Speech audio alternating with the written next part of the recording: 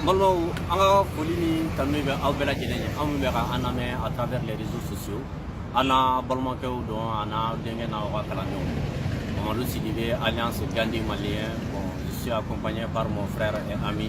Sambali Libre Penseur. Bi anya kanu kana kafoka ambe anda do jamana fuango bawla. Surtout attaque mu boraka ke jura 600. Aw bela jelen ba do nanga force de les armées mo Jean Chalaouye perti chama encaissé anya kanu be ka do la ka sira do foye parce que donc ka sira don réellement jamana armée avec niveau du la jamana insécurité avec niveau du la pour que ka sira kuma introduire donc ambe kuma di sama bani mo na le bana na ka na de kuma kono ka comment ya sira fa mali so la ko sira ko merci beaucoup balma sama bali ka foli be awe an sinku la dai na dorete attaque mi anga kansoro samedi 5h du matin wakati la yoro mbe wule ko jura na ale be tenengu marala moti région kono attaque a wolola su chamana bilaw be mugan ani kelen fo kata se munu fana nolu gara porte disparu nolu tununa kata se olu bema mais an sigu fin joni attaque o kera ko o kuna foni boka ka odi mais yani attaque ga kay façon marabagaw ko ye mune fo anw anga armée yere puissance la façon marabagaw ko ye mune fo anw anga armée yere abaka monter togodi façon marabagaw ko ye mune fo anw o loi muta ko loi de programmation et d'orientation militaire ni anu yere la me olula o ambe do détail mumbe attaque kera togodi fin joni bora kono ambe sonu ma non pour longtemps là inchallah comme anti ni kuma sigi daga girinda la kosobe ambalmake ani ministre Koita Keita Maiga Touré do re tonga maka fanga bacili faraga ngo no o ya anga gidi re bon aya o ya lere jamu gidi te sera farani jamu ma flo ambe gidi ta to yo flo bon angoni ni ba to Touré ni Keita ni Maiga go flo ala re tunya mi ko do ko ina anga ja anga le la me flo ta kana ko akuni mi kunu na man disi businaye grâce au président Ibrahim Bokar Keita ka yamora na ka hakilina juma konnana na ma fo mima sariya mi nyesile me sura sur la bentogo du la donko nyuma na ma fo loi d'orientation et de programmation militaire o hakilina konnana armée be ka monter en puissance kebi parce que ta me bi ka fo ka kan attaquer la ita me bi ka fo ko jihadisu na ka ta ma armée la iba me kan du nyini ibe se ga mi joro e mi obeke aw mugo be surasi akemena amena nui surasi no mina muni kakkan ala barkalabi loi d'orientation et de programmation militaire konnana blendo babulo munu be se ka min détruit à 2 km au blendo babulo blende électronique parce que follow back ni téléphone yi o kelo no songo forier il va faut ko fena ka fo surasi akem kakkan pour que centre magique ake o surasi ake ne la sonama o bena na enquête sire faut ka faranka parce que terrorisme Malmo abela jelen bora sila ka anga ministre la me Amadou Koita Keita Maiga Cissé abora ka la me 600 loi d'orientation programmation militaire abora ka min fa kun sisa abela jelen ya don ako anga kelege den kube fanga mina 600 ko puissance min bulu 600 ko armée be ka monter en puissance ko fenwa ambolo 600 ka bi do be 600 ko blende do ba ambolo ka be min détruit à 2 km atlara ka fo kuma ko tuguni na ya jatemina ka fo ko ambero mina bi kanga kan ko ten tuguni ko kam be sira attaquer ko me ko anga armée de wili bi ka si terroriste mo ka si rebelle mo ka ta tutu attaquer ko suno armée le do to mina bi ko armée re dire ko bu ga dombe ka fo armée le do to mina bi ko terroriste wi de sira se amma tuguni molmo ambe kanami mo kambi du soutien kuma silu kuma na ya dombi ambalma kew kasarami ambalma kew suro mo mo wani kele olu ni torala mogo mwani woro jate olu tununu hali sini olu masira ye mobili chamba de be ko mulu mu jenna ne kuma sulu koy bela jena ka do ka fo faso amaralendo to jume ni ya jate mini ba do ka fo faso maralendo mogo de febi mogo mi sadi u ben galon tige u denwu nyana u fa flo nyana u demso nyana u muso nyana mola tala bile ko ta bura ka mi fo attaque kelen kuna sini jura 5h du matin no asoro ka fo ministre Koita kabe miri abe same doni horonya doni ba duskuna atunga ka bo be ka yafa ni faso den fe ka démission rendu mais ni Koita ma se ko ke anya dombe ka fo tiere la horonya banen do jamana kono bi so ni horonya banen te e ka kuma do fo kunu ka fo armée be ni position ni mo ya même ko mi te jamana kono olu ba dombe ka fo ideme baka aka ka feminge ki deme na ya don e ka duden do da ka fo tiere la nga ka kasa deme bolo ko mina aka duden do bora be ka fo balo bugolo malo bugolo nyobu bugolo kuma ko te balo la bile aka gele ki ka se ka deme Koita kera sa wuye bi et communauté internationale olu ya don ka fo tianchala ko armée kanga armée ko c'est une armée très solide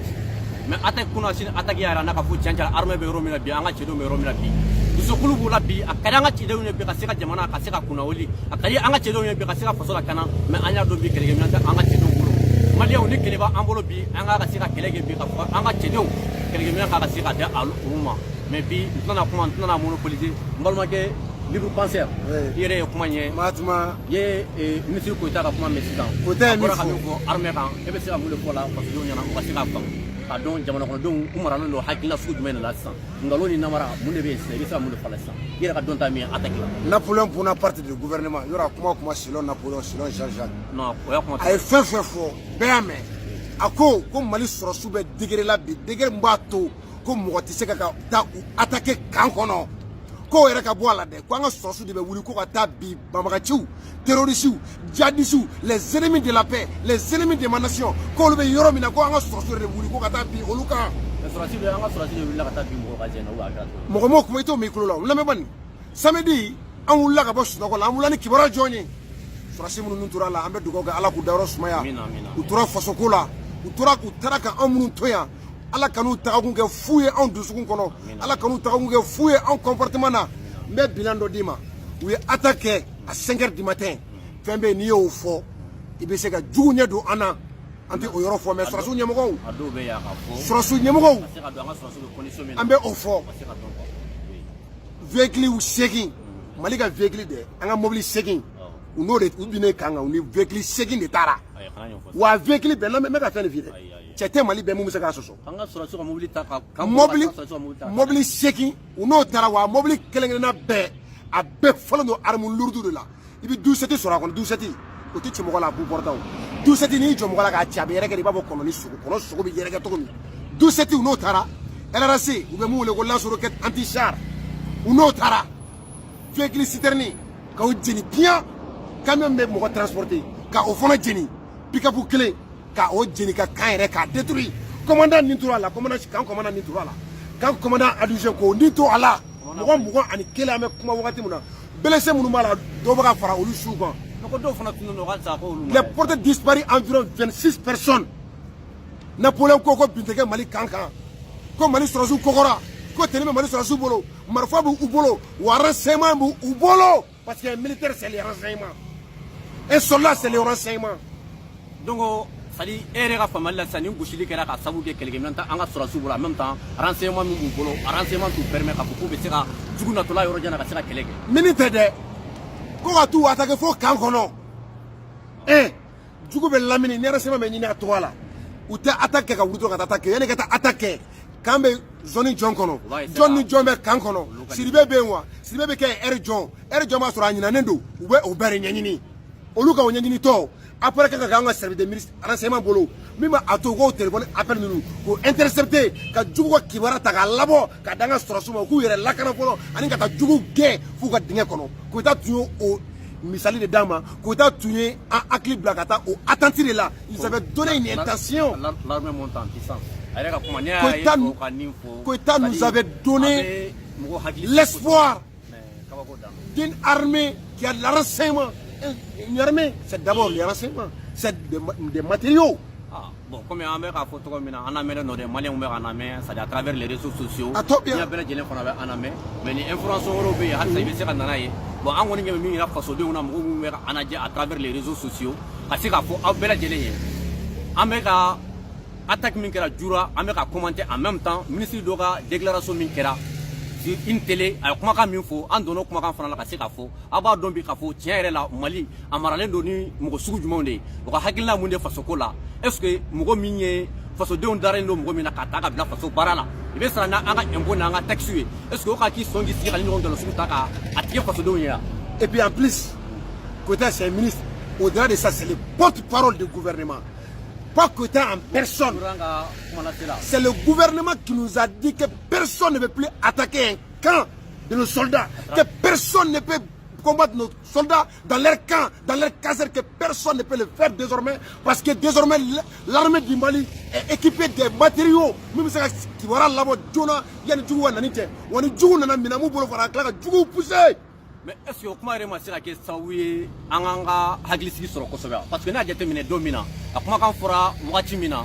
le guide de la révolution malienne Razbach a tun y'a fɔ k'a fɔ hélico minnu sanna ko hélico ninnu tɛ baara wɛrɛ foyi kɛ k'an ka troupe transporter d'un lieu à l'autre n'u bɛ yan sa a bɛ se k'u ta ka bɔ ka taa n'u ye yɔrɔ wɛrɛ ka taa bɔ Kidal ka taa t'u jigin yɔrɔ wɛrɛ ko mais k'u tɛ se ka kɛlɛ kɛ mais est ce que nin attaque ma yira n na k'a fɔ tiɲɛ yɛrɛ la le guide de la révolution malienne Razva Tchatougne o kuma min fɔ an ɲɛna k'a fɔ ko tiɲɛ yɛrɛ don hélico ninnu sɔsɔli t'o la sa e ye jɔn ye k'o sɔsɔ ko hélico bɛ se ka kɛlɛ kɛ e ye mɔgɔ min yan o to ye man n b'i sɔn u nana Jakarta mun na a bɛ Jakarta u nana mobili moto disons n k'a fɔ moto u nana moto min na lamɛn dɛ pick-up kelen b'u bolo u nana o kɔnɔ pick-up caman u nana Jakarta moto mun na minnu nana bi an ka mɔgɔ kan a bɛ se moto 40 ma wa moto 40 bɛɛ la i b'a sɔrɔ mɔgɔ 2 b'a moto bɛɛ kan olu bɛ ka na ni mankan mun ye olu bɔ yɔrɔ min na ka na n'an ka sɔrɔsiw ni sɛma m'u bolo ko mɔgɔ bɛ kibaruya mun na ko kibaruya bɛ d'u ma o ka bɔ yen an ka tɛmɛ o la sa attaque ma kɛ yan u n'an ka mobili ma taa wa u n'o mobili ta n'u yɛrɛ nana ni minɛn mun ye an'u taara n'an ka mobili mun y'u fɛ ne yɛrɛ se ma a niveau la n'an ka hélico bɛ pan hélico kana mankan ci la a ka pan dɔrɔn u taara sira min fɛ o taara sira bɛ ye mais point dɔ fana bɛ yen fo an ka se ka o yɔrɔnin fana souligner maliyɛnw bɛɛ lajɛlen ɲɛna mɔgɔw ka se k'o yɔrɔnin faamu n'an bɔra video kɔnɔ n'an m'an da maga yɔrɔ la a bɛ sɔn ka maliyɛn caman jigila misa kosɛbɛ an ka kodɔnnabaw jamana kodɔnnabaw olu ka remarque kɛra kun min ye surtout le guide de la révolution malienne Razva Tchatougne a tun ko k'a fɔ an ka premier ministre n'o ye Sumɛn Bube Mayiga ye ko chaque fois n'a ka passage kɛra kɔrɔnfila yɔrɔ o yɔrɔ la k'a bɛ bɔ yen dɔrɔn ko terroristes bɛ gosili kɛ a bɛ bɔ yen dɔrɔn u bɛ gosili kɛ bon est ce que o kuma in e ka faamuyali kelen don jumɛn de parce que analyse y'a yira sisan k'a fɔ ko tiɲɛ tiɲɛ la kuma in an bɛ video kɔnɔ kibaruya dɔ bɛ yen mercredi émission grand dossier e bɛ kɛ kɛnɛ kan ye n bɛ bɔ ni kibaruya o don Bube nana a une semaine Bube voyagera attaque kɛra à 3 heures Bube voyagera 3 heures après attaque kɛra Bube est en France a kan ka segin mercredi don Bube est en France mais kuma in kɔni kɛ tiɲɛ k'a fɔ n'a bɔra yɔrɔ o yɔrɔ kɔni kɛ gosili bɛ kɛ o kuma tutu to a ye taga ko joli de kɛ o de b'a c'est à dire fɔ ni Bube yera yɔrɔ la dɔrɔn c'est à dire terroristes bɛ dimi kɔ o bɛ ɲɛnajɛ ka kɛ yɔrɔ kan les visites semblant du PM au centre et au nord après toutes ces visites il y a eu des attaques après ces visites donc ni y'a faamu c'est à dire fɔ kɔrɔnfɛ dugu ninnu yɛrɛ la i ka hɛrɛ yɛrɛ ye min ye premier ministre yɛrɛ kana se ka dugu la o de ye hɛrɛ ye ni premier ministre mais une fois que n'ale sera yan ka ban dɔrɔn i mago sara le revenant malheureux tiɲɛ Bube k'a to défense la Bube taara a gɛnnen a seginna ka na tuguni a segintɔ u ko mais yɛrɛ ye min fɔ an kana bɛn fɔ mercredi c'est le revenant malheureux grand dossier bɛ yen grand dossier mercredi sigi ka grand dossier kɔnɔ kibaruya bɛ n bolo ni attaque ko la an bɛ don nin na grand dossier la mercredi Gandi n bɛ fɛn f'i ye yan'an ka bɔ n bɛ fɛn f'i ye kibaruya bɛ ni attaque ko la et puis hali an ka gouvernement sanna u tɛ mɔgɔ encourager i y'u ka communiqué mɛn yan le communiqué doit être instantané gouvernement ka communiqué tɛ mais Bube ye ko k'a fɔ ko nin ko min kɛra k'a tɛ to ɲangibali k'u b'u ɲangi mais jamana kɔnɔ c'est à dire depuis IBK nana waati min na depuis 2013 fo bi fɛn fɛn mana kɛ k'u bɛ ɲangi mais fo bi jumɛn de bɛ ko jumɛn ɲangina don o